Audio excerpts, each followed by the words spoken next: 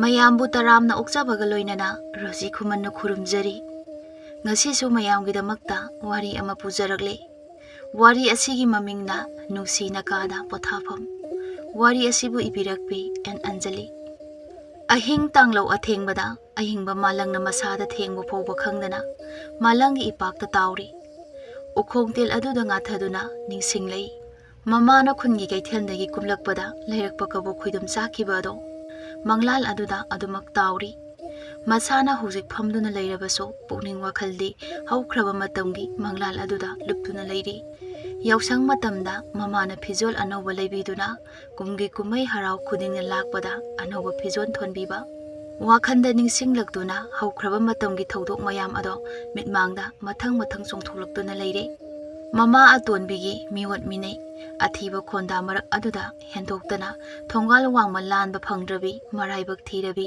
ꯊꯧꯅꯥ ꯂꯩꯕꯤ ꯁꯛꯇ ꯆꯨꯗ ꯋꯥꯠꯇ꯭ꯔꯕꯤ ꯊꯣꯏꯕꯤꯅꯤ ꯃꯍꯥꯛ꯫ ꯂꯩꯁꯥ ꯄꯨꯀꯛ ꯐꯥꯔꯛꯂꯕꯅꯤꯅ ꯑꯉꯥꯎꯕ ꯈꯣꯏꯃꯨ ꯀꯌꯥ ꯄꯥꯏꯔꯛꯇꯨꯅ ꯊꯃꯣꯏ ꯁꯤꯟꯅꯔꯔꯣ ꯂꯍꯤ ꯊꯛꯂꯒꯦ ꯍꯥꯏꯗꯕ ꯅꯠꯇꯦ꯫ ꯑꯗꯨꯕꯨ ꯊꯣꯏꯕꯤꯒꯤꯁꯨ ꯂꯩꯖꯩ ꯊꯃꯣꯏꯅꯨꯡꯗ ꯂꯣꯠꯇꯨꯅ ꯊꯝꯖꯕ ꯀꯅꯥꯒꯨꯝꯕ ꯑꯃ꯫ ꯑꯌꯤꯡꯕ ꯃꯥꯂꯪ ꯑꯗꯨꯅ ꯍꯦꯟꯅ ꯀꯟꯈꯠꯂꯛꯄꯗ ꯃꯁꯥꯗ ꯐꯥꯎꯔꯛꯄ ꯈꯪꯏꯪ ꯏꯪꯕ ꯑꯗꯨꯅ ꯊꯣꯏꯕꯤꯕꯨ ꯒ꯭ꯌꯥꯟ ꯂꯥꯛꯍꯜꯂꯤ꯫ ꯃꯃꯥꯡꯉꯩꯒꯤ ꯊꯧꯗꯣꯛ ꯀꯌꯥ ꯑꯃ ꯅꯤꯡꯁꯤꯡꯂꯨꯕꯗ ꯃꯇꯝ ꯍꯧꯈꯤꯕꯒ ꯈꯪꯍꯧꯗꯦ꯫ ꯊꯣꯏꯕꯤꯅ ꯋꯥꯈꯜ ꯂꯥꯛꯄ ꯃꯇꯝꯗꯗꯤ ꯅꯣꯡ ꯉꯥꯜꯂꯝꯒꯗꯧꯔꯤ꯫ ꯅꯣꯡꯉꯥꯜꯂꯝꯗꯥꯏꯒꯤ ꯏꯪꯕ ꯀꯥ ꯍꯦꯟꯅ ꯍꯦꯟꯖꯤꯜꯂꯛꯄ ꯃꯇꯥꯡ ꯑꯗꯨꯅꯤ꯫ ꯋꯥꯈꯜꯅ ꯂꯨꯝꯊꯔꯕ ꯃꯁꯥ ꯑꯗꯨꯗꯒꯤ ꯏꯇꯞ ꯇꯞꯄ ꯈꯣꯟꯖꯦꯜ ꯑꯃꯗ ꯃꯆꯤꯟꯗ ꯁꯣꯜꯂꯛꯏ꯫ ꯍꯧꯈ꯭ꯔꯕ ꯄꯨꯟꯁꯤꯒꯤ ꯇꯥꯡꯀꯛ ꯑꯗꯨꯒꯤ ꯃꯪꯂꯥꯟꯗ ꯉꯥꯏꯍꯥꯛ ꯇꯥꯎꯗꯨꯅ ꯂꯩꯔꯝꯂꯕ ꯑꯣꯏꯔꯦ꯫ ꯑꯣꯟꯊꯣꯛꯏꯗ ꯑꯩꯁꯦ꯫ ꯃꯆꯤꯟꯗ ꯑꯁꯤ ꯍꯥꯏꯅ ꯍꯥꯏꯅ ꯐꯝꯂꯝꯕꯗꯒꯤ ꯇꯞꯅ ꯍꯧꯒꯠꯂꯛꯇꯨꯅ ꯊꯣꯡꯂꯣꯝꯗ ꯇꯞꯂꯤ ꯇꯞꯂꯤ ꯆꯪꯈꯤ꯫ ꯅꯣꯡꯃ ꯀꯣꯔꯧ ꯅꯨꯃꯤꯠ ꯑꯃꯗ ꯊꯣꯏꯕꯤꯅ ꯏꯁꯤꯡ ꯁꯣꯛꯄ ꯀꯥꯔꯛꯄꯗ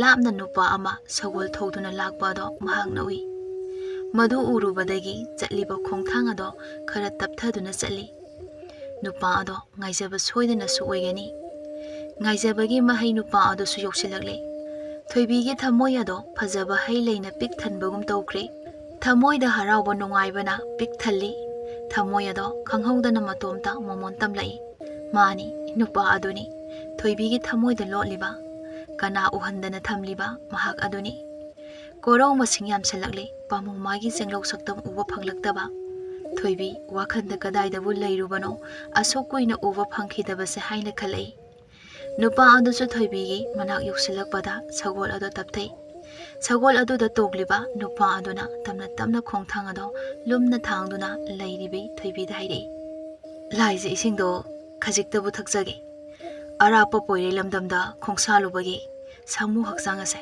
ꯁꯣꯛꯊꯔꯦ꯫ ꯀꯔꯤ ꯄꯣꯏꯔꯩ ꯂꯝꯗꯝꯗ ꯈꯣꯡꯁꯥꯟꯕꯤꯔꯨꯕꯅꯣ ꯏꯕꯨꯡ?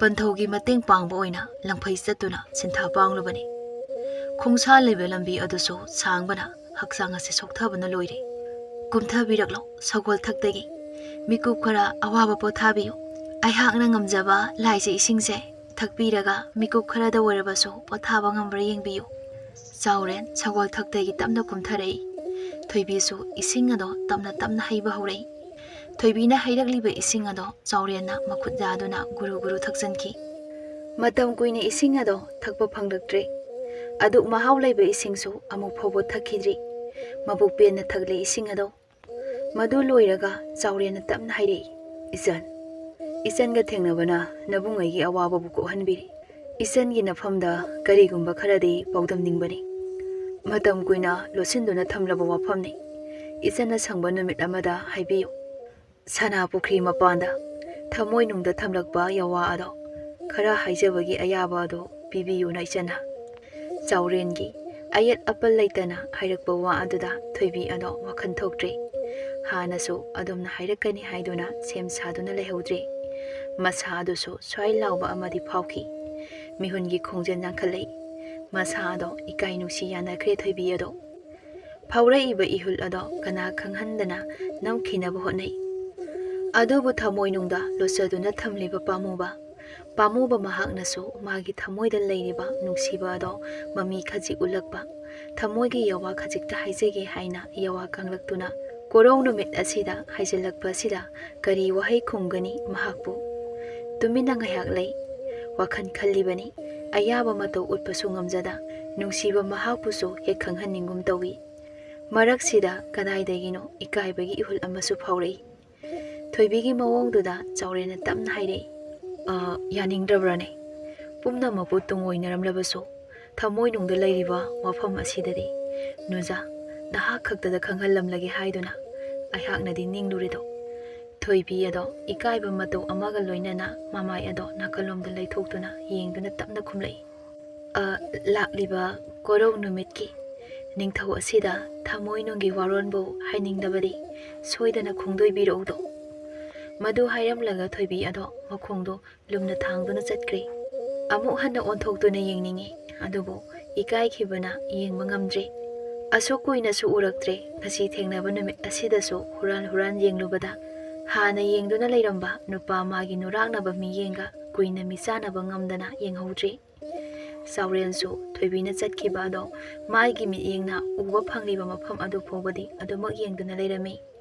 Magi mityengna uba phangkhidraba adudagidi sagol thakta kakhattuna thauraga mahaki sangai maikairomda wakhal nungaina chatkre. Thoibisu mayum hek yaurakpaga mama ton leimana wakhang mettuna ngaiduna leirami. Yumduda changni khanbada thoibi ado khoktak chai. Mama tongi leiriba phibam aduna hena su henbani. Thoibi kirup mama tonde yenglaga mamai ado leimaida nonthaduna changlakpani. Ngasai makhai leima thoibida mamit ani aduna suktuklaga yengduna leibani. Thoibina manak naksilakpadadi araiba saptra makhai masindagi thadore. Ising sokpa chatpada pungja achukuina lobra ha lobra haibane. Thabak tawbada hainingum hainingdabagum sum tawrise karigino haibane. Nasa ado king launa kharasu tawba yadro. Naram chatuna dine ibema nupa na hana su pambiroin he. Sietliba sariba duga tawthora iba duga. Yare swaidagane amuk kapsanbirano. Yasanglakpane thabakna paikhai leiramlani khangna sum nomdana ne leiranu chalo thabak singdo sasalloisalucho. Yengningdabana saktasidi.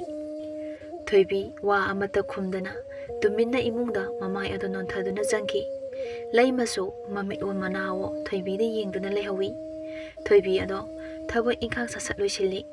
Leimana nganglaktanabani haiduna akupadagi hauraga achauba phoba wa amata ngangnandana tawri. Numit aduma haukre asumna noma hauki. Hainakibagi matung inna thoibina haikiba ningthaukaba numit ado yoksilakle. Thoibi pukning leitafum khangde. Thanakiba pungja adu ngaibada mahak awaba haibada oire. Saurendi thanakiba pungjadagi khara khajik ngalapna laktuna sanapukri mapanda thoibi bu ngaiduna leire. Thoibi su mayumgi thabak ingkhang pumnamak sasatloisalli. Mama tona phi mayam ama sunaba piramba ado khanghaude suba loisankiba ado. Leitadaba charangnaba wakhaldi mathanta adumak phathanaba honai. Thabak ingkhang pumnamak loire khali wakhalda aibo kari phi sesigene. Magi leiriba phi khara ado yengi. Phajaba ningthiba ahanba maphidi amatabu yaude. Masu koktharaga iman mantharaba phi ayamba oina tawi. Thoibi phamung masilna duda phamthaduna. As kari setlaga noba aina chatoisibo. Natai jaba phironsu amata leite. Matamsu yoksile kamai tawne. Atopa masung mamana bisu leite. Mamana imungdagi mapan thoande. Mi pulhande. Laikai thaudo watho amata nongmata yahonde. Adugi sumathakta thoibi migi yumda chatuna aigi senanaba phi leite phi piyu hairugadabasu yamna ikai. Pungsu tasilakle. Aibo thoroisirane. Aina mu thoktradi mana mu kari khankhine. Aingonda wakhallana mu khangadrane. Ngaihaktangni thoibido thoksira thokumsira haibagi wakhanda mangduna leiri. Wakhan pumba phajillaga tungda tamna haire. Aina mu thoktradi hena wakhallana khankhiba tare. Adogi saru aigi areba kharase selaga thokluragi. Ikairasu ikaina magi leiriba phi sing adudagi khara phaba phi khangkatuna thoibi ado selaga sanapukri mapanda thongnanaba semsaba loire. Thoibigi manaw nupi thadoidi khara pikli. Magi mateng pangba ngamdri. Thadoina thoibigi mateng marak pangba tawi. Adumna tawringai leimana ukhiba thoklabadi thoibida oina tainabiduna thina ngangbi. Karigumba kanda fubibasu adumak yawi. Masana thabak tawba tallaga angangda thabak taholi haiduna lei madu yamna sawi. Aduna thoibina thadoibu thabak yahonde. Mana ngamba makai honai. Thabak khaji komlabaso mama tongi mawong ado mayoknaba mahak talli. Maram asina thabak chillabaso mana ngamnaba aduma honnaribani. Thoibi loisinba pumloi hek loire. Mama ton udringai tumina tholai. Thongal mapanda salamba sanarai ama hektuna nabada sinsinki. Phajaba khanghen he henkat poi khali. Thoibi gi saktamado nahan makai adumna amukta chatte adubu nungsibagi mayai aduna mama tonbu khara khajikna thairamduna thoibi lakli. Sana pukri mapan yoksilakli. Chaurenso ngaiduna leiri. Thoibina asum lakpada chaurena hana ngaiduna leirambadu uri. Chumna thanglamba khokthang ado khara khajik tapthabugum tawi. Ikaibana mahak changsinba ngamde. Asum tapthakiduna leptuna oina laikre. Thoibina leptuna leiba aduda chaurena su uraduna phamlambadagi hawgalaga thoibigi nakta changsilai. Thoibigi manakta yoksila aduna masu thoibigi nakta lepi. Ngahak tangdi wa ngangna dabida leiri anido. Thoibidi mamai adun nongkhatfa fobo ngamkije. Ngahak adumna leirambadagi chaurena tapna thoibibu kauri. Thoibi yam nungsina kaurakpani. Thoibina khumi. Kari tawre namaido nakanda sum luktharibadubo. Ibo haigadaba wado haibiro. Matam sangna lobigano. Kaige aiga sumaina leibase yamna nungaitabro. Lanadi lobigano. Nachanna haijabadi madugi nachade. Imatongi ayaba yaudana lakbani. Imatona yumda hanjin khitingaida. Aina hana hanjandradi. Thoibi wado loisin khije. Saurena makhatana hairi. Hanjindrabade kaidoraba. Nangna hainingliba wado hana mapungfana hairo. Aduga aigi wase amu hairaki. Imatona asumna thongalana chatpase yadabani. Imana aina asumna chatle haiba khanglabadi. Aibu soidana ngangbigani. Imatona chauduna ngangmado. Nachandi tabagi pangal leijade. Saurenso masinda haire. O aigidama nangi imatona thairamduna laklibanine. Saurenso leimagi mawong khanglibani. Madumangna mana hena wakhan tabani. Thoibido adumok lukthaduna wa makhatarei. Ibungna haigani haiba wado haibiro. Saurenso thoibide yengduna wa koithoknaba tawruda nupagi thamoida leiba wa ado sin kangthokpa haurei. Thoibi nuja nangbu oina thamoida lotuna thamlakpase kumja masing yamsilei. Nongmadi haigi khali. Nangi saktam ubada pumnama athingba hekta piki. Asukuina aina losinduna awaba pumbase khangduna lakli. Adubo ngasidi hairege. Thoibi nangbu oigi thamoida matam chupagi oina latuna thamjagi.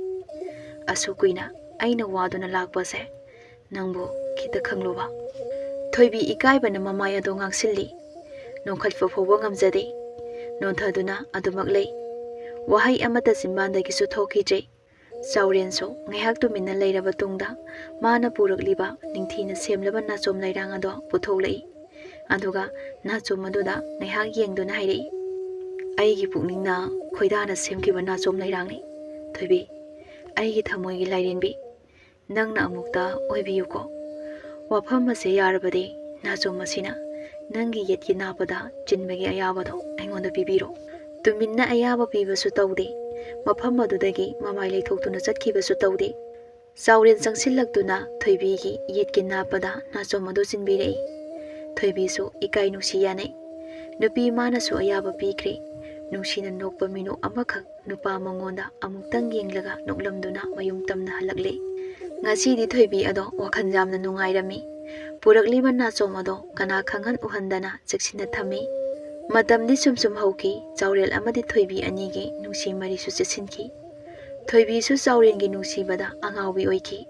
Mikup khuding magi wakhalda asum khanduna leikibana mama tona nganglakpa matam bhauwa tadana gyan tarakpada nomi tawduna leiramba yauribani. Masana masagi ahongba aduso thoibina nokjei. Thoibina mama tol udringai tumin tholakduna chaurenga unarami. हानगुमना इकाइबा खजिक अदुदि फरदुना वारी वताई खरा सानरी अदुबु थोइबीदी माना लोटलिनी हाइदुना तौरिबा अदो कयाम कुइनबु लोटबा यारुगनी मखोई अनीना उनरिङै लेकाइगी मी खराना उख्रे अमु अनीरा उनरकबदगी वखन तानकी मी अमा खंखिबदगी मी अनीदगी अहुम सुम खंगनरकपना खुन पुंबा खंगली ममागी मवोंग अदुगा ओइरकलिबा थोइबीगी मवोंग अदुगासो हेना लेकाइगी मियेंग चंगबनी खुन पुंबा खंगलबा वाफम ओइबनिना थोइबीदो mama तोल लैमगी नाकोंगसु यौरकली थोइबी नुंसी लंबीदो खोंदारे हाइना लैमना खंखिबदगी हानादगी खरगा हेना यंगसिली थोइबीबु ओटपा हौरई Hiram खुदिंगदे यंगसिलक्तुना थीना चैबी ngangbी खितंग नुंसीगे तौबसे तौथोरइबा मवोंग मतौसिनने नुंसीयोसे सुक्या हे यादे हे अवोइबा अदुगसु अपाम नुंसीगासु खंगली मालेने लोइरेने इबेमा लेकाइसे नंगी वारीदा नुंगाइनख्रे नंदी खंगलमलोइने अखोइदी वारे ताबदा नाकोंगसे ई तारे इकाइबसु खंगबा मी नतेने तौरिसे अदुबुने नंग अइने एक थेंगनरकपा मतमदुददिने नंग हाइबीदि हाइनुको अइना हाइसे नंगना हेनाने ग्यान तारमलनी खुदोंबी असिनाने तु से सुमाइना थिल्लगने ताकनद्रसु नसाना ग्यान ताउ खंगलबा अइना ngangliसे थोइबी वा अमता खुमदे ममातोना माना तौरिबा थबक अदो पामदे हाइना ताकबनी लैमसो लेकाइगी ममांगदा हेक फुजैदना तौबदुदि पामदे अदुगिसु मथक्ता पाउ अदुना लेकाइगी मीसिंगना मखोइगी इमुंग असे यंगसिंदुना लैरी हाइबा असे लैमा निंगथिना ग्यान ताइ मरम असिना थोइबीदा ngangbadamak ngangbani नोमा अयु अंगनबा अमदा थोइबीना मांगोल वाइतैरिङै थोंगालोमदगी सगोल थौबगी मखोल अमा तारई थोइबी मखोइगी युमदा थौजलक्पा सगोलने हाइबा खंगबदगी मखुन्ना पाइरंबा नुरा अदो मतुंगदा हाइफेट लोली मदुदगी ममाय अदो नोंथदुना सगोन थौजलइबदो कनानो हाइनि यंगलै नुपा खरा अहल ओइसलबा अमा ओइदुना लैरमी अहल नुपा अदोसो सगोल अदुदगी कुमथरकदुना थोइबीदो ओनसिनदुना हंगलै थोइबी नखोइ माबो लैखिबा नत्रा काखलओ मामल इमादी मखारोमदा चटकनेना हाइदना चटखिबनी आई कौरुगे थोइबी मखुत्ता पाइरम बनुरा अदो नाकंदा थमदुरदुना सुमांगदा लैरिबा इसिंग अदुदा मखुत मचादो याम थुना हमदोई अदुगा फिदा अमा पुथोरक्तुना मांगोनगी वाइतैबा लोइसिनख्रबा मची अमदा थारगा नुपा अदुदा ओनसिलगा अमुका हन हाइरे काखलओ मामल अहल नुपा अदुसो काखलक्तुना थोइबीना थारिबा फिदा अदुदा फमथै अदुगा थोइबीदा हाइरे थोइबी नंग अमुक्ता चलो नमादो अमुक्ता कौरुसो ममल लाओइ हाइनने हाइरुसो चलो होय मामन आई हाइरुरगे ngihak famammo asi hairamlaga thoibi tholakduna mamatona chatkiba makharumgi yum aduda chenchat tawduna lakle mamatondo mangol aduda phamduna wari sanaraga leirami thoibi su sangsinduna mamatondo onsinduna hairi imaton mamal lahawe imaton bu kawruso haidana lakline leima thoibi de yenglei aduga hanglei ha kari tawri haibano mamando lahawe imaton ga wari sanani imaton kawruso haidana laklibani leimana thoibida ima haina kawbagi ayaba adu pide maram asina thoibina su leimabu ima tol haina kawi leima mahaka wari sanariba nupi aduda onsinduna haiki memcha aine mi lai hairiba se karino amta hanglukige ai chalage ko asi hairaga thongalomda thokre thoibi su mama tongi matung induna chatkre leima madi thoibi makhoigi yum yoksilai leimana laiba mi adu obada mi adugi manakta sangsinduna hairi ibo ayu anganba sida aigida lakliba sibo kari paw leirage asi hairaga mangon machi aduda phamthai tomchou su majan nupi da yengduna haire isande ayu nganta sida kari thabak leidana mi gida koirirone angang asidana thabak pumnamak to holaga nangna mi gida chatluriba dubu kayam luba thabak leigene ichanbo aiso thabo ama leibagi chaluri neibu yare ayuk sida nangna migi da chatkadaba maruwi ba thabo kashu leiti ayukta nangna migi da chatlagane leibado mado nabungdi yaningde mi na su nangbune usitana lobikini hayang waine mi na nangi na thakta wangal kadori bani mi haise mi ni yangsin binabadi kayani hayang wai hekta chin thoklagane ngaglak kadori bani ko ꯇꯣꯝꯆꯧꯗꯣ ꯑꯃꯨꯛ ꯃꯆꯟꯅꯨꯄꯤꯗ ꯑꯣꯟꯁꯤꯟꯗꯨꯅ ꯃꯈꯥ ꯇꯥꯔꯛꯏ꯫ ꯑꯗꯨꯒꯤꯁꯨ ꯃꯊꯛꯇ ꯏꯆꯥ ꯊꯣꯏꯕꯤꯁꯦ ꯑꯉꯥꯡ ꯑꯣꯏꯗ꯭ꯔꯦꯅꯦ, ꯂꯩꯁꯥꯕꯤ ꯐꯔꯛꯂꯕꯅꯤ꯫ ꯃꯇꯥꯡ ꯑꯁꯤꯗ ꯌꯨꯝꯒꯤ ꯏꯃꯨꯡ ꯃꯅꯨꯡꯒꯤ ꯊꯕꯛ ꯄꯨꯝꯅꯃꯛ ꯍꯣꯠꯅꯗꯨꯅ ꯂꯩꯔꯤ꯫ ꯃꯥꯁꯨꯅꯦ ꯃꯁꯨꯡ ꯃꯃꯥꯟꯅꯕꯤꯒꯅꯦ ꯅꯣꯡꯃꯇ ꯄꯨꯟꯗ꯭ꯔꯦ꯫ ꯄꯨꯝꯅꯃꯛ ꯑꯁꯤꯗ ꯅꯆꯥ ꯊꯣꯏꯕꯤ ꯑꯁꯤ ꯅꯨꯡꯉꯥꯏꯕ ꯐꯪꯗ꯭ꯔꯕꯅꯤꯅꯦ꯫ ꯂꯩꯃꯗꯣ ꯃꯕꯨꯡꯅ ꯑꯗꯨꯝꯅ ꯍꯥꯏꯔꯛꯄꯗꯨꯗ ꯑꯐꯕ ꯃꯈꯩꯗꯤ ꯑꯃꯠꯇ ꯂꯧꯁꯤꯟꯗꯦ꯫ ꯃꯉꯣꯟꯗ ꯉꯥꯡꯍꯜꯂꯤ ꯍꯥꯏꯗꯨꯅ ꯁꯥꯎꯗꯨꯅ ꯃꯆꯤꯜ ꯑꯗꯣ ꯄꯩꯊꯣꯛꯂꯒ ꯊꯣꯏꯕꯤꯗ ꯃꯃꯤꯠꯇꯨꯅ ꯄꯩꯅ ꯌꯦꯡꯉꯤ꯫ ꯊꯣꯏꯕꯤꯁꯨ ꯃꯃꯥꯇꯣꯟꯗ ꯀꯤꯅ ꯌꯦꯡꯂꯛꯄꯅꯤ꯫ ꯃꯃꯥꯇꯣꯟꯒꯤ ꯃꯤꯠꯌꯦꯡ ꯑꯗꯨꯅ ꯃꯃꯥꯏ ꯑꯗꯣ ꯇꯞꯅ ꯅꯣꯟꯊꯗꯨꯅ ꯋꯥ ꯑꯃꯠꯇ ꯍꯥꯏꯔꯝꯗꯅ ꯏꯃꯨꯡꯗ ꯆꯪꯈꯤ꯫ ꯏꯃꯨꯡ ꯆꯪꯂꯕ ꯇꯨꯡꯗ ꯋꯥꯈꯜ ꯈꯜꯂꯤ꯫ ꯍꯧꯖꯤꯛ ꯇꯣꯝꯆꯥꯅ ꯍꯥꯏꯈꯤꯕ ꯋꯥ ꯑꯗꯣ ꯃꯥꯒꯤ ꯃꯀꯣꯛ ꯃꯅꯨꯡꯗ ꯆꯪꯗꯨꯅ ꯂꯩꯍꯧꯔꯕꯅꯤ꯫ ꯃꯁꯨꯡ ꯃꯃꯥꯟꯅꯕꯤ ꯇꯤꯟꯅꯗꯅ ꯄꯨꯟꯗꯅ ꯅꯨꯡꯉꯥꯏꯅ ꯂꯩꯊꯣꯛꯀꯗꯕ ꯃꯇꯝꯅꯤ꯫ ꯃꯇꯥꯡ ꯑꯁꯤꯗ ꯌꯨꯝꯒꯤ ꯏꯃꯨꯡ ꯃꯅꯨꯡꯒꯤ ꯊꯕꯛ ꯍꯣꯠꯅꯗꯨꯅ ꯂꯩꯔꯦ꯫ ꯃꯁꯨꯡ ꯃꯃꯥꯟꯅꯕꯤꯒ ꯅꯣꯡꯃꯇ ꯄꯨꯟꯗ꯭ꯔꯦ꯫ ꯄꯨꯝꯅꯃꯛ ꯑꯁꯤꯗ ꯃꯆꯥ ꯊꯣꯏꯕꯤꯁꯦ ꯅꯨꯡꯉꯥꯏꯕ ꯐꯪꯗ꯭ꯔꯕꯅꯤ꯫ ꯋꯥꯐꯝ ꯑꯁꯦ ꯅꯤꯡꯁꯤꯡꯗꯨꯅ ꯂꯩꯍꯧꯔꯦ꯫ ꯆꯨꯝꯃꯤ, ꯃꯍꯥꯛꯇꯤ ꯑꯁꯨꯝꯅ ꯁꯨꯝ ꯂꯦꯜꯂꯛꯂꯕꯅꯤ꯫ ꯑꯇꯣꯞꯄ ꯄꯨꯟꯁꯤꯒꯨꯝꯅ ꯅꯨꯡꯉꯥꯏꯊꯣꯛꯅ ꯂꯩꯕ ꯍꯥꯏꯕꯗꯣ ꯐꯪꯗ꯭ꯔꯦ꯫ ꯅꯍꯥꯟ ꯃꯈꯩꯗꯤ ꯈꯟꯖꯤꯜꯂꯨꯗꯦ꯫ ꯉꯁꯤ ꯃꯍꯥꯛꯅ ꯈꯟꯖꯤꯜꯂꯨꯕ ꯃꯇꯝ ꯑꯁꯤꯗꯗꯤ ꯃꯄꯨꯛꯅꯤꯡ ꯑꯗꯨ ꯅꯨꯡꯁꯤꯔꯛꯂꯤ꯫ ꯁꯣꯝꯗꯅ ꯂꯩꯃꯅ ꯁꯥꯎꯅ ꯃꯕꯨꯡꯅ ꯍꯥꯏꯔꯛꯂꯤꯕ ꯋꯥ ꯑꯗꯨꯒꯤ ꯄꯥꯎꯈꯨꯝ ꯄꯤꯔꯤ꯫ "ꯏꯕꯨꯡꯍꯜ, ꯑꯩꯕꯨ ꯆꯩꯒꯦ ꯍꯥꯏꯅ ꯂꯥꯛꯏꯕ꯭ꯔꯣ? ꯑꯌꯨꯛꯁꯤꯗ ꯏꯕꯨꯡꯅ ꯂꯥꯛꯂꯤꯕꯁꯤꯕꯣ?"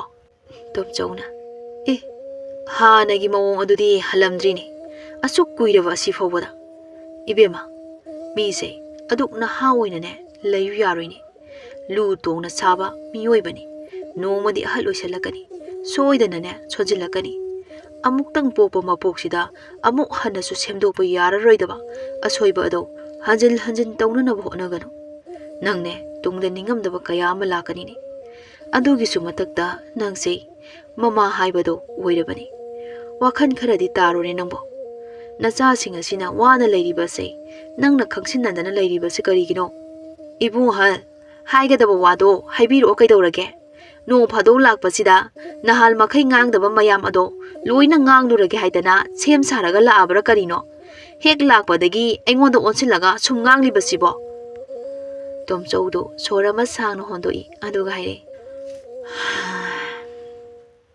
"ꯁꯦ ꯋꯥꯔꯤꯁꯦ ꯁꯤꯅꯤ꯫ ꯉꯁꯤ ꯑꯩꯅ ꯂꯥꯛꯂꯤꯕꯁꯦ ꯑꯇꯩꯒꯤ ꯅꯠꯇꯦ꯫ ꯏꯆꯟꯕꯨꯅꯦ ꯆꯥꯛꯀꯧꯕꯒꯤ ꯄꯥꯎ ꯍꯥꯏꯕ ꯂꯥꯛꯂꯤꯕꯅꯤ꯫ ꯍꯥꯎꯕ ꯍꯥꯎꯇꯕ ꯆꯥꯛ ꯆꯔꯥ ꯑꯃꯃꯝꯇꯗꯤ ꯆꯥꯃꯤꯟꯅꯁꯤ." ꯋꯥꯔꯤ ꯋꯥꯇꯥꯏ ꯉꯥꯏꯍꯥꯛ ꯁꯥꯟꯅꯔꯝꯂꯒ ꯇꯣꯝꯆꯥꯁꯨ ꯆꯠꯈ꯭ꯔꯦ꯫ ꯆꯠꯂꯝꯗꯥꯏꯗ ꯊꯣꯏꯕꯤꯕꯨꯁꯨ ꯀꯧꯊꯣꯛꯂꯝꯂꯒ ꯆꯥꯛꯀꯧꯕ ꯂꯥꯛꯑꯣ ꯍꯥꯏꯅ ꯀꯟꯅ ꯍꯦꯛꯇ ꯍꯥꯏꯔꯝꯃꯤ꯫ ꯊꯣꯏꯕꯤꯁꯨ ꯂꯥꯛꯀꯦ ꯍꯥꯏꯕꯗꯤ ꯉꯝꯗꯦ꯫ ꯃꯃꯥꯇꯣꯟ ꯀꯤꯕꯅ ꯉꯥꯏꯍꯥꯛꯇꯪꯗꯤ ꯃꯀꯣꯛ ꯅꯣꯝꯃꯒ ꯂꯩꯍꯧꯏ꯫ ꯆꯠꯂꯒꯦ ꯍꯥꯏꯔꯝꯂꯒ ꯇꯣꯝꯆꯥꯁꯨ ꯆꯠꯈ꯭ꯔꯦ꯫ ꯆꯥꯛꯀꯧꯕ ꯅꯨꯃꯤꯠꯅꯤ꯫ ꯊꯣꯏꯕꯤ ꯍꯥꯟꯅꯗꯒꯤ ꯈꯔꯒ ꯉꯟꯅ ꯍꯧꯒꯠꯇꯨꯅ ꯏꯃꯨꯡꯒꯤ ꯊꯕꯛ ꯂꯣꯏꯁꯤꯜꯂꯤ꯫ ꯉꯔꯥꯡꯗꯒꯤ ꯂꯣꯏꯁꯤꯟꯕ ꯌꯥꯕ ꯊꯕꯛꯁꯤꯡ ꯑꯗꯨ ꯂꯣꯏꯁꯤꯜꯂꯤꯕꯅꯤ꯫ ꯉꯁꯤ ꯇꯧꯒꯗꯕ ꯊꯕꯛꯁꯤꯡ ꯑꯗꯨꯅ ꯉꯁꯤ ꯑꯗꯨꯃꯛ ꯇꯧꯏ꯫ ꯄꯨꯝꯅꯃꯛ ꯂꯣꯏꯁꯤꯟꯕ ꯂꯣꯏꯔꯕ ꯇꯨꯡꯗ ꯅꯍꯥꯜꯋꯥꯏ ꯂꯩꯈꯤꯗ꯭ꯔꯕ ꯃꯍꯥꯛꯀꯤ ꯃꯃꯥꯅ ꯁꯦꯠꯂꯝꯈꯤꯕ, ꯃꯃꯥꯅ ꯅꯤꯡꯊꯤꯅ ꯊꯝꯂꯝꯕ ꯐꯤꯔꯣꯜ ꯃꯌꯥꯝ ꯑꯗꯣ ꯆꯤꯡꯊꯣꯛꯇꯨꯅ ꯌꯦꯡꯉꯤ ꯊꯣꯏꯕꯤꯗꯣ꯫ ꯇꯟꯖꯥꯗꯨꯗ ꯃꯃꯥꯇꯣꯟꯗꯣ ꯆꯪꯂꯛꯑꯒ ꯍꯥꯏꯔꯛꯏ, "ꯀꯥꯏꯗ ꯆꯠꯀꯦ ꯍꯥꯏꯔꯤꯕꯅꯣ? ꯅꯪꯅ ꯐꯤꯒ ꯃꯌꯥꯝ ꯑꯃ ꯆꯤꯡꯊꯣꯛꯇꯨꯅ ꯌꯦꯡꯂꯤꯕ ꯑꯗꯨꯅ ꯀꯔꯥꯏ ꯆꯠꯇꯧ ꯂꯩꯒꯦ ꯅꯪꯕꯣ ꯆꯥꯛꯀꯧꯕ ꯅꯨꯃꯤꯠꯁꯤꯗ?" ꯋꯥꯍꯩ ꯑꯗꯣ ꯊꯣꯏꯕꯤꯒꯤ ꯊꯃꯣꯏꯗ ꯄꯥꯜꯂꯤ꯫ ꯂꯩꯃ ꯋꯥ ꯃꯈꯥ ꯑꯃꯨꯛ ꯇꯥꯔꯛꯏ, "ꯅꯅꯥꯎ ꯅꯨꯄꯤ ꯏꯕꯥꯅꯤ ꯊꯦꯡꯅ ꯍꯜꯂꯛꯀꯅꯤ꯫ ꯌꯨꯝꯒꯤ ꯊꯕꯛ ꯏꯪꯈꯥꯡꯁꯤꯡꯗꯣ ꯂꯣꯏꯁꯤꯜꯂꯝꯃꯨ꯫ ꯐꯤꯔꯣꯜ ꯈꯔ ꯂꯩꯍꯧꯕꯅꯤ, ꯃꯗꯨꯁꯨꯅꯦ ꯂꯣꯏꯅ ꯁꯨꯗꯣꯛꯂꯝꯃꯨ꯫ ꯅꯣꯡ ꯐꯥꯗꯣꯛꯅꯦ ꯏꯄꯥꯝꯅ ꯆꯥꯛꯀꯧꯕ ꯆꯠꯀꯗꯧꯔꯤꯕꯅꯤ꯫ ꯂꯩꯀꯥꯏꯒꯤ ꯑꯍꯜ ꯂꯃꯟ ꯈꯔꯁꯨꯅꯦ ꯎꯅꯔꯛꯀꯅꯤ꯫ ꯑꯗꯨꯅꯅꯦ ꯍꯦꯛꯇ ꯉꯟꯅ ꯍꯜꯂꯛꯄ ꯌꯥꯔꯣꯏꯗꯧꯔꯤ꯫ ꯊꯣꯡꯒꯥꯜ ꯋꯥꯡꯃꯅꯦ ꯂꯥꯟꯅ ꯆꯠꯂꯝꯕ ꯌꯥꯔꯣꯏ꯫ ꯑꯗꯨꯒꯅꯦ ꯅꯨꯃꯤꯗꯥꯡꯒꯤ ꯆꯥꯛꯂꯦꯟꯁꯨ ꯍꯥꯞꯂꯨꯔꯅꯨ, ꯆꯦꯡꯁꯨ ꯂꯩꯍꯧꯗꯕꯅꯤ꯫ ꯅꯪꯅ ꯊꯣꯛꯄ ꯇꯧꯔꯒ ꯆꯥꯍꯧꯔꯣ꯫ ꯑꯗꯨꯃꯗꯤ ꯍꯌꯦꯡꯒꯤꯅꯦ ꯆꯦꯡꯅ ꯑꯩꯅ ꯊꯣꯛꯄ ꯇꯧꯔꯒꯦ." ꯊꯣꯏꯕꯤꯗꯨ ꯇꯨꯃꯤꯟꯅ ꯑꯗꯨꯃꯛ ꯂꯩꯍꯧꯏ꯫ ꯃꯃꯤꯠꯇꯒꯤ ꯃꯄꯤꯗꯨ ꯇꯥꯔꯛꯄꯁꯨ ꯂꯦꯞꯇꯦ꯫ ꯃꯃꯥꯕꯨꯁꯨ ꯅꯤꯡꯁꯤꯡꯂꯛꯏ꯫ ꯂꯩꯃꯁꯨ ꯊꯣꯏꯕꯤꯗ ꯀꯩꯅꯣ ꯈꯔ ꯉꯥꯡꯂꯝꯂꯒ ꯆꯠꯈ꯭ꯔꯦ꯫ ꯆꯥꯛꯀꯧꯕ ꯑꯗꯣ ꯊꯣꯏꯕꯤꯕꯨ ꯄꯨꯗ꯭ꯔꯦ꯫ ꯂꯩꯃꯅ ꯃꯌꯨꯝꯂꯣꯝꯗꯁꯨ ꯊꯣꯏꯕꯤꯗꯤ ꯉꯔꯥꯡꯗꯒꯤ ꯃꯁꯥ ꯀꯟꯅ ꯅꯥꯔꯦ ꯍꯥꯏꯗꯨꯅ ꯍꯥꯏꯖꯤꯟꯗꯨꯅ ꯋꯥ ꯑꯗꯣ ꯃꯈꯥ ꯇꯥꯅꯔꯨꯗ꯭ꯔꯦ꯫ ꯅꯣꯡꯃ ꯆꯥꯎꯔꯦꯟꯅ ꯊꯣꯏꯕꯤꯕꯨ ꯑꯃꯨꯛꯇ ꯎꯅꯒꯦ ꯍꯥꯏꯗꯨꯅ ꯀꯧꯊꯣꯛꯂꯛꯏ꯫ ꯆꯥꯎꯔꯦꯟꯅ, "ꯇꯥꯔꯤꯕꯣ? ꯑꯩ ꯉꯁꯤꯗꯤ ꯋꯥ ꯑꯃ ꯍꯥꯏꯒꯦ꯫ ꯅꯪꯁꯦ ꯑꯩꯒꯤ ꯁꯥꯒꯩꯗ ꯇꯤꯜꯍꯟꯅꯤꯡꯉꯤ꯫ ꯉꯁꯤꯁꯦ ꯅꯨꯃꯤꯠ ꯊꯥ ꯌꯥꯝꯅ ꯐꯩ꯫ ꯑꯩꯅ ꯈꯜꯂꯕ ꯇꯨꯡꯗ ꯆꯦꯜꯂꯒꯦꯅ ꯂꯥꯛꯂꯕꯅꯤ꯫ ꯉꯁꯤꯃꯛ ꯑꯩꯈꯣꯏ ꯑꯅꯤ ꯆꯦꯜꯂꯁꯤ꯫ ꯌꯨꯝꯗꯁꯨ ꯏꯃꯥꯅ ꯅꯪꯕꯨ ꯂꯥꯛꯅꯅꯤ ꯍꯥꯏꯗꯅ ꯉꯥꯏꯗꯨꯅ ꯂꯩꯍꯧꯔꯕꯅꯤ ꯑꯩꯅꯁꯨ ꯅꯪꯕꯨ ꯁꯣꯏꯗꯅ ꯄꯨꯔꯛꯀꯅꯤ ꯍꯥꯏꯗꯨꯅ ꯍꯥꯏꯔꯝꯃꯕꯅꯤ ꯊꯣꯏꯕꯤ ꯇꯞꯅ ꯈꯨꯝꯂꯛꯏ ꯄꯣꯛꯇꯕꯤ ꯏꯃꯥꯇꯣꯟꯒꯤ ꯃꯤꯠꯌꯦꯡ ꯃꯈꯥꯗ ꯂꯩꯕꯅꯤ ꯑꯩꯗꯤ ꯏꯃꯥ ꯏꯄꯥꯅ ꯅꯤꯡꯊꯤꯅ ꯅꯥꯎꯀꯣꯟꯕꯤꯗ꯭ꯔꯕ ꯄꯨ ꯄꯥꯡ ꯁꯨꯗ꯭ꯔꯕꯤ ꯑꯩꯕꯨ ꯏꯕꯣꯡ ꯅꯪꯒꯤ ꯏꯃꯨꯡ ꯃꯅꯨꯡꯁꯤꯡꯅ ꯂꯧꯁꯤꯟꯕꯤꯒꯗ꯭ꯔꯅꯦ ꯃꯗꯨꯒꯤ ꯑꯣꯏꯔꯗꯤ ꯀꯔꯤꯝꯇ ꯈꯟꯒꯅꯨꯁꯦ ꯁꯅꯥꯏꯕꯦꯝꯃ ꯏꯃꯥꯁꯨ ꯄꯥꯕꯁꯨ ꯅꯍꯥꯛꯇꯕꯨ ꯉꯥꯏꯗꯨꯅ ꯂꯩꯔꯤꯕꯅꯤ ꯑꯩꯅꯅꯦ ꯅꯪ ꯉꯁꯤꯃꯛ ꯄꯨꯁꯤꯜꯂꯛꯑꯅꯤ ꯍꯥꯏꯕꯗ ꯏꯃꯥꯅ ꯍꯦꯟꯅ ꯍꯔꯥꯎꯔꯤꯕꯅꯤ ꯉꯁꯤꯃꯛ ꯑꯩꯈꯣꯏꯗ ꯆꯠꯈ꯭ꯔꯁꯤ ꯊꯣꯏꯕꯤ ꯅꯪꯒꯤ ꯄꯨꯟꯁꯤꯗꯣ ꯑꯋꯥꯕꯅ ꯊꯟꯈ꯭ꯔꯦ ꯅꯪꯁꯦ ꯑꯩꯒꯤ ꯅꯥꯛꯇ ꯑꯃꯨꯛꯇ ꯊꯝꯂꯒ ꯑꯃꯨꯛꯇꯪꯗꯤ ꯅꯨꯡꯉꯥꯏꯍꯟꯖꯒꯦ ꯊꯣꯏꯕꯤ ꯑꯩꯒꯤ ꯅꯥꯛꯇ ꯄꯨꯟꯁꯤ ꯆꯨꯞꯄꯒꯤ ꯑꯣꯏꯅ ꯅꯪꯅ ꯂꯩꯕꯤꯔꯣ ꯇꯁꯦꯡꯅ ꯅꯪꯅ ꯋꯥꯅ ꯂꯩꯕꯁꯦ ꯑꯩ ꯌꯦꯡꯕ ꯉꯝꯗꯦ ꯑꯩ ꯅꯪꯕꯨ ꯑꯃꯨꯛꯇ ꯅꯨꯡꯉꯥꯏꯅ ꯊꯝꯅꯤꯡꯉꯤ ꯑꯁꯨꯝ ꯇꯧꯅ ꯊꯣꯏꯕꯤꯒ ꯆꯥꯎꯔꯦꯟꯒꯗꯣ ꯅꯨꯡꯁꯤ ꯄꯟꯊꯨꯡ ꯌꯧꯈ꯭ꯔꯦ ꯅꯣꯡ ꯉꯥꯜꯂꯒ ꯄꯥꯎ ꯍꯟꯕ ꯆꯠꯄꯗ ꯂꯩꯃꯅ ꯁꯥꯎꯗꯨꯅ ꯊꯣꯏꯕꯤꯕꯨ ꯅꯨꯄꯥ ꯃꯌꯨꯝꯗ ꯑꯗꯨꯃꯛ ꯂꯨꯍꯣꯡꯂꯣ ꯍꯥꯏꯅ ꯏꯟꯊꯣꯛꯈ꯭ꯔꯦ ꯑꯗꯨꯕꯨ ꯆꯥꯎꯔꯦꯟꯒꯤ ꯃꯅꯦ ꯑꯃꯒꯤ ꯃꯌꯨꯝꯗ ꯅꯨꯄꯤ ꯃꯌꯨꯝ ꯁꯥꯗꯨꯅ ꯊꯣꯏꯕꯤꯒ ꯆꯥꯎꯔꯦꯟꯒ ꯂꯨꯍꯣꯡꯈꯤ ꯂꯨꯍꯣꯡꯕ ꯅꯨꯃꯤꯠꯇꯣ ꯊꯣꯏꯕꯤ ꯌꯥꯝꯅ ꯀꯞꯈꯤ ꯃꯄꯥꯝꯒꯤ ꯃꯤ ꯑꯃꯠꯇ ꯎꯕ ꯐꯪꯈꯤꯗꯦ ꯃꯃꯥ ꯃꯄꯥ ꯂꯩꯔꯝꯂꯕꯗꯤ ꯀꯌꯥꯗ ꯄꯦꯟꯖꯒꯅꯤ ꯍꯥꯏꯅ ꯋꯥꯈꯟꯗ ꯈꯟꯈꯤ ꯃꯃꯥ ꯃꯄꯥ ꯂꯩꯇꯕꯒꯤ ꯑꯋꯥꯕ ꯑꯗꯣ ꯅꯨꯃꯤꯠ ꯑꯗꯨꯗꯅ ꯍꯦꯟꯅ ꯐꯪꯈꯤꯕꯒꯨꯝ ꯈꯟꯈꯤ ꯂꯨꯍꯣꯡꯂꯕ ꯃꯇꯨꯡ ꯊꯣꯏꯕꯤꯗꯣ ꯆꯥꯎꯔꯦꯟꯒꯤ ꯌꯨꯝꯗ ꯌꯥꯝꯅ ꯅꯨꯡꯉꯥꯏꯅ ꯂꯩ ꯆꯥꯎꯔꯦꯟꯒꯤ ꯃꯃꯥꯅꯁꯨ ꯊꯣꯏꯕꯤꯕꯨ ꯃꯆꯥꯗ ꯃꯆꯥꯒꯨꯝꯅ ꯂꯨꯅ ꯇꯧꯕꯤ ꯃꯃꯥꯒꯤ ꯃꯤꯅꯨꯡꯁꯤꯅ ꯅꯤꯡꯊꯤꯖꯅ ꯐꯪꯂꯛꯇ꯭ꯔꯕꯤ ꯊꯣꯏꯕꯤꯗꯣ ꯀꯥ ꯍꯦꯟꯅ ꯍꯔꯥꯎꯖꯈꯤ ꯆꯍꯤ ꯑꯃꯒꯤ ꯃꯇꯨꯡ ꯊꯣꯏꯕꯤ ꯃꯆꯥꯅꯨꯄꯥ ꯑꯃ ꯐꯪꯖꯔꯦ ꯄꯥꯎ ꯑꯁꯦ ꯂꯩꯃꯗꯁꯨ ꯌꯧꯈ꯭ꯔꯦ ꯂꯩꯃ ꯋꯥꯈꯜ ꯈꯔꯗꯤ ꯇꯥꯔꯕꯅꯤ ꯃꯍꯥꯛꯅ ꯊꯣꯏꯕꯤꯗ ꯑꯣꯠꯈꯤꯕ ꯆꯩꯈꯤꯕ ꯃꯌꯥꯝ ꯑꯗꯣ ꯅꯨꯡꯉꯥꯏꯔꯛꯇꯗꯨꯅ ꯊꯣꯏꯕꯤꯕꯨ ꯂꯧꯈꯠꯄꯤꯔꯒꯦ ꯍꯥꯏꯕ ꯑꯁꯦ ꯈꯟꯈꯤ ꯂꯩꯃ ꯆꯥꯎꯔꯦꯟꯒꯤ ꯌꯨꯝꯗ ꯂꯥꯛꯇꯨꯅ ꯊꯣꯏꯕꯤꯕꯨ ꯂꯧꯈꯠꯄꯤꯔꯒꯦ ꯃꯍꯥꯛ ꯌꯥꯝꯅ ꯁꯣꯏꯈ꯭ꯔꯦ ꯍꯥꯏꯔꯝꯃꯤ ꯄꯥꯎ ꯑꯗꯨ ꯇꯥꯕꯗ ꯊꯣꯏꯕꯤ ꯌꯥꯝꯅ ꯍꯔꯥꯎꯔꯝꯃꯤ ꯊꯣꯏꯕꯤꯅ ꯍꯔꯥꯎꯖꯕ ꯎꯔꯒ ꯆꯥꯎꯔꯦꯟ ꯍꯦꯟꯅ ꯍꯔꯥꯎꯖꯩ ꯑꯁꯨꯝꯅ ꯊꯣꯏꯕꯤꯕꯨ ꯂꯧꯈꯠꯄꯤꯔꯦ ꯂꯩꯃꯅ ꯊꯣꯏꯕꯤꯕꯨ ꯅꯨꯡꯁꯤꯅ ꯅꯥꯟꯕꯤꯗꯨꯅ ꯍꯥꯏꯔꯛꯏ ꯉꯁꯤꯗꯒꯤ ꯏꯆꯥꯒꯤ ꯄꯨꯟꯁꯤꯗꯅꯦ ꯑꯌꯦꯠ ꯑꯄꯟ ꯌꯥꯎꯗꯅ ꯅꯨꯡꯉꯥꯏ ꯌꯥꯏꯐꯅ ꯄꯥꯟꯕ ꯑꯣꯏꯌꯨꯀꯣ ꯅꯄꯨꯔꯣꯏꯕꯒꯤ ꯁꯦꯕꯥ ꯃꯇꯣꯜ ꯂꯣꯝꯅ ꯄꯨꯟꯁꯤ ꯁꯥꯡꯅ ꯇꯧꯕ ꯑꯣꯏꯌꯨꯀꯣ ꯏꯃꯥꯁꯨ ꯌꯥꯝꯅ ꯂꯥꯟꯈ꯭ꯔꯦ ꯍꯧꯈ꯭ꯔꯕ ꯃꯇꯝ ꯑꯗꯨꯕꯨ ꯄꯨꯝꯅꯃꯛ ꯀꯥꯎꯊꯣꯛꯇꯨꯅ ꯉꯁꯤꯗꯒꯤ ꯏꯃꯥ ꯍꯥꯏꯅ ꯀꯧꯔꯣꯀꯣ ꯅꯅꯦꯝ ꯅꯀꯨꯅ ꯍꯥꯏꯕ ꯏꯟꯕꯤ ꯃꯧ ꯍꯥꯏꯕꯗꯣ ꯑꯣꯏꯌꯨꯀꯣ ꯏꯆꯥꯗꯤ ꯑꯁꯨꯝꯅ ꯊꯣꯏꯕꯤꯅ ꯂꯩꯃꯗ ꯏꯃꯥ ꯍꯥꯏꯅ ꯀꯧꯈꯤ ꯃꯗꯨꯒꯤ ꯃꯇꯨꯡ ꯇꯥꯔꯛꯄ ꯄꯨꯟꯁꯤꯗꯗꯤ ꯊꯣꯏꯕꯤ ꯑꯗꯣ ꯃꯄꯨꯔꯣꯏꯕꯒꯤ ꯃꯤꯅꯨꯡꯁꯤ ꯑꯃꯗꯤ ꯃꯅꯦꯝ ꯃꯀꯨꯒꯤ ꯃꯤꯅꯨꯡꯁꯤꯒ ꯂꯣꯏꯅꯅ ꯃꯆꯥꯅꯨꯄꯥ ꯑꯗꯨ ꯇꯧꯔꯒ ꯃꯈꯣꯏ ꯑꯌꯦꯠ ꯑꯄꯟ ꯌꯥꯎꯗꯅ ꯅꯨꯡꯉꯥꯏ ꯌꯥꯏꯐꯅ ꯄꯥꯟꯈꯤ